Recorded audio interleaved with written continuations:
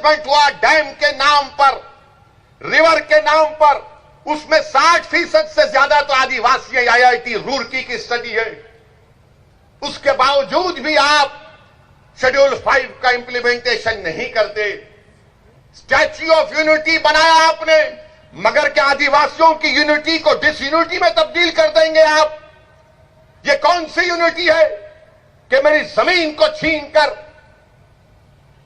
मेरे को पानी नहीं पहुंचाकर, मेरी तहजीब को खत्म करके आप क्या पैगाम देना चाह रहे?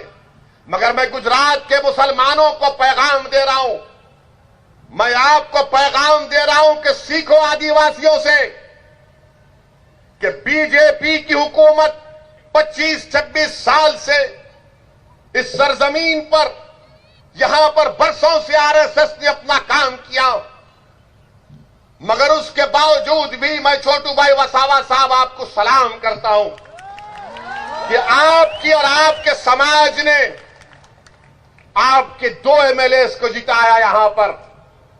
ये इनको कामयाब किया, BTP को, हमारे महेश भाई को और उनके साथियों को। इन आदिवासियों ने हमको पैगाम दिया, मुसलमानों को, कि देखो हमारी जमीनें छीन ली गई, हमारे जमीन के अंदर जो सोना है, कोयला है, उससे महरूम कर दिया गया, मगर हम ना उम्मीद नहीं हुए। हमने छोटू भाई को अपना नेता माना, अपना बड़ा माना, और हमारी लड़ाई के लिए उनको अहमदाबाद में भिजाया, क्योंकि हम ये मानते हैं, आदिवासी जानता है कि उनकी लड़ाई अगर कोई लड़ सकता है तो बीजेपी कांग्रेस वाला नहीं लड़ सकता। उनकी लड़ाई अगर कोई लड़ सकता है तो उन्हीं के दरमियान का छोटू भाई वसावा लड़ सकता है। मेरे अजीज दोस्तों और बुजुर्गों, ये हमको सीखने की जरूरत है। यकीनन मेरे इस जुमले से बहुत से लोगों को तकलीफ होगी, मगर मेरा मकसद यह है कि सच्चाई को बयान किया जाए और आपके दिलों में जोश को पैदा किया जाए, एक फिक्र दिया जाए आपको, ताकि जब आप यहां से उठकर जाएंगे तो एक पैगाम और फिक्र लेकर जाए। मेरे अजीज दोस्तों और बुजुर्गों, मैं छोटू भाई वसावा साहब के घर पर आज हम निकलने से पहले, हमको मीडिया के लोग आते हैं, माशाअल्लाह से पूरे भारत में अगर कोई बदनाम है तो ये दीवाना आपके सामने जो खड़ा हुआ।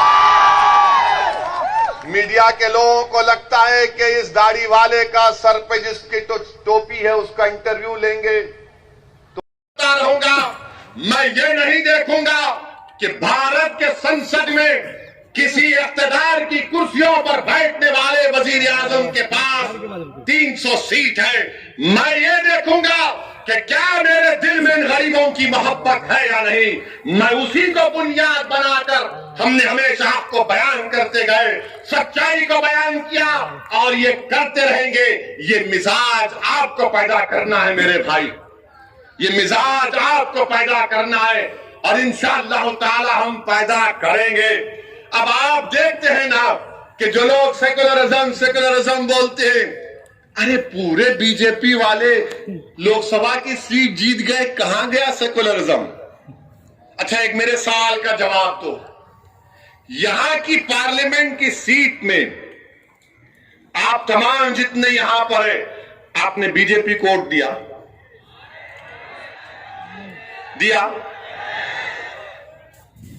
किसको वोट दिया आपने? कांग्रेस को दिया ना, मामू भतीजा को दिया ना, शर्मा ने बोल दिया ना। कैसा जीत गया मामू भतीजा? फिर अभी सोचे तुम कभी कैसा जीत गया? मेरे भाई, इसीलिए कह रहा हूं, वंचित समाज एक हो जाओ, वंचित समाज एक हो जाओ। तुम्हारे वोट की अब अहमियत को जताना है तो छोटू भाई वसावा का हाथ पकड़ लो। पकड़ लिया नहीं, दिल में मोहब्बत भी पैदा करो। ये सिर्फ सियासी मोहब्बत नहीं बल्कि दिल में मोहब्बत पैदा होना चाहिए, क्योंकि देखने वाला देखे कि हाँ, ये मुसलमान गुजरात का जब किसी का हाथ थामता है तो सिर्फ हाथ नहीं बल्कि अपने दिल को उनके दिल से मिला देता है, अपनी सोच को उनकी सोच से मिला देता है और एक होकर हमको अपने हक के लिए लड़ना है। और मेरे भाई, आखिर में मैं आपसे अपील कर रहा हूं कि ये किसान भाइयों के लिए दुआ फरमाइए। किसान भाइयों के लिए दुआ फरमाइए, इनके मुतालिबात हक बजानिब हैं। हम भारत के प्रधानमंत्री से भी कहेंगे कि नरेंद्र मोदी ने कहा कि मैं गरीबी से ऊपर आया हूं। हम भारत के प्रधानमंत्री से कह रहे हैं, जब आप खुद कहते हैं कि आप गरीबी से आगे बढ़े, उन किसानों की गरीबी को समझिए। आप किसान जब काम करता है, वो ट्रेड नहीं है, वो बिजनेस नहीं है, वो ऑक्यूपेशन है। इसलिए भारत के प्रधानमंत्री को उनको समझना चाहिए, वो भी गरीब है। वो 2.5 महीने से एहतजाज कर रहे हैं, 100 किसान मर चुके हैं इस एहतजाज में, आज भी लाखों की तादाद में पुकार रहे हैं। मुझे किसी मीडिया के लोगों ने कहा वो एक किसान नेता रो दिया और पूरे किसान निकल कर आ गए। मैंने कहा कि जब गरीब और मजलूम बेबसी की आलम में रोता है तो कुदरत हुक्म करती है कि जाओ उस मजलूम का साथ दो, और जिसके दिल में गरीबों की हमदर्दी नहीं होती उस पर गरीब की आंसुओं का कोई असर नहीं पहुंचता। मेरे अजीज दोस्तों और बुजुर्गों, हम किसानों के साथ हैं। ये अन्नदाता है, ये हमको खाना खिलाते हैं, ये मेहनत करते हैं, खेत में जाते हैं, बंजर जमीन को वहां पर उसको नरम करके बीज बोते हैं, फसल को उगाते हैं और पूरे भारत के दस्तरखानों पर खाना खिलाते हैं। इनसे आज जो किया जा रहा है वो ठीक नहीं किया जा रहा है, वो बहुत गलत हो रहा है, बहुत गलत हो रहा है। इनको बुलाना चाहिए, देश के प्रधानमंत्री को अपने घर में बुलाना चाहिए, और जिस तरह हमारे देश के प्रधानमंत्री ने ओबामा को चाय डालकर पिलाया, अच्छा किया। हमारा मेहमान है, जो भी आता है उसको उसकी खातिर तवाज़ो करना चाहिए। हम देश के प्रधानमंत्री से उम्मीद करेंगे वो तमाम किसानों को अपने घर पे बुलाएंगे, अपने हाथ से उनको चाय और बिस्किट खिलाकर कहेंगे कि जाओ, आज से तुम खुश रहो, तुम पे जो कानून है हमने उसको माफ कर दिया, रिपेल कर दिया उस कानून। भारत के प्रधानमंत्री को दरिया दिली दिखाना जरूरी है।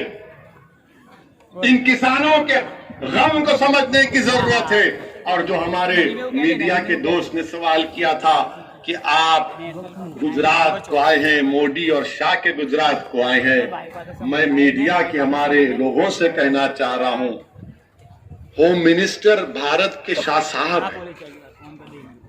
1 साल में दिल्ली में लॉयर्स का, वकीलों का एहतजाज हुआ, पुलिस को मारे, वहां पर झगड़ा हुआ, CAA का प्रोटेस्ट हुआ,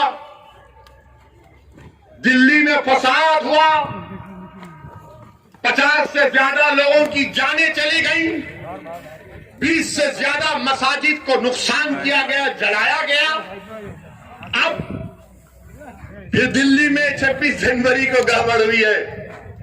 ये 56 इंच का सीने की सरकार है, कई की सरकार। मीडिया वाले आके बोलते 26 जनवरी को ऐसा हुआ, बोलो क्या बोलना है? Mister Owaisi, 26 January violence happened, what is your comment? अरे हम ही दूल्हे नजर आते आप जाकर ये क्यों नहीं पूछते होम मिनिस्टर साहब से, शाह साहब बताओ क्यों हुआ गड़बड़? ये नहीं पूछेंगे, नहीं पूछेंगे, इसलिए नहीं पूछेंगे, पूछेंगे तो क्या होगा, हमारा क्या होगा? नहीं नहीं नहीं, इससे पूछते, दाढ़ी वाले से, ये दाढ़ी वाले से पूछेंगे जिसके सर पे टोपी है, मगर जो होम मिनिस्टर है उससे नहीं पूछेंगे कि 1 साल में इतनी 3 गड़बड़ क्यों हो गई। अरे क्या जाति जाने दो ना, मगर नौकरी किस लिए कर रहे हैं? नौकरी तो सवाल पूछने के लिए कर रहे हैं ना। मगर ये मीडिया वाले भी जानते हैं कि मार्च के बाद इनकी पूरों की नौकरियां जा सकती हैं, क्योंकि देश में इकोनॉमी नहीं है, बड़े बड़े टीवी चैनल, अखबारात में पैसा नहीं है तनख्वाह देने के लिए। उनको देखो सर हिला रहे हैं, सही कह रहा है, बोल रहे हैं। वो जानते हैं बहुत से मीडिया के लोगों की नौकरी जाने वाली है मार्च के बाद। अब आप बीजेपी से पूछेंगे क्या हो रहा है देश में, तो बोलेंगे तुमने देखा नहीं मोदी जी ने क्या कहा। मोदी ने कहा कि मित्रों जीडीपी बढ़ रहा है, तो कार्टून आया अखबार में, कार्टून आया कि जीडीपी का मतलब यह है कि गैस की कीमत बढ़ गई, डीजल की बढ़ गई, पेट्रोल की बढ़ गई। ये जीडीपी हो रहा है, ये काम हो रहा है। पूरे गुजरात में लॉकडाउन के बाद कारखाने बंद, लेबर परेशान, सूरत में डायमंड का कारोबार ठप, अहमदाबाद में टेक्सटाइल इंडस्ट्री डाउन। तो क्या चला रहे? लड़ाओ लड़ाओ लड़ाओ लड़ाओ लड़ाओ लड़ाओ। अब कोई नहीं लड़ेगा। अब इंशाअल्लाह ताला वंचित समाज जान चुका है कि आज हमारा इस्तेसाल किया जा रहा है। इसीलिए मेरी आपसे अपील है, मुत्तहिद रहिए। अब मुझे यहां से अहमदाबाद भी जाना है, इसीलिए आपसे इजाजत चाह रहा हूं और वादा कर रहा हूं कि इंशाअल्लाह ताला दोबारा फिर आऊंगा और अल्लाह जब तक जिंदा रखेगा बार बार आता रहूंगा। भरूच को आऊंगा, आपके दरमियान में रहूंगा। आपसे इल्तिजा है, गुजारिश है कि इस इत्तेहाद को कामयाब करिए। शुक्रिया। अस्सलाम वालेकुम व रहमतुल्लाहि व बरकातहू।